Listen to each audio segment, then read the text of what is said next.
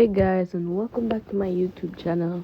Today's video will be on how to make a short intro in Intro Maker. So if you're new to my channel, please subscribe, like, comment, and share. Now the first thing you want to do is to enter the Intro Maker here, and we click on one of these templates, which I'm going to use this one here. We're just going to click on this button.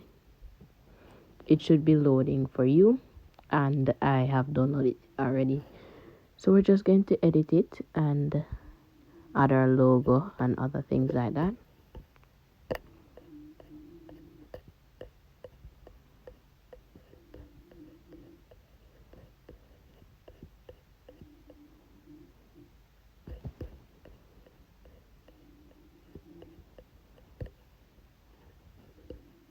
Alright, so now that we added our logo, we can add a text here.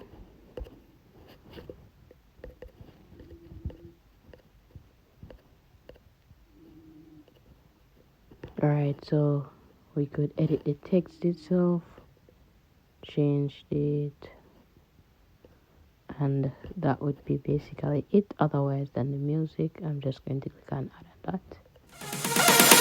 So there we have it. We have. Please remember to like, subscribe, comment, and share.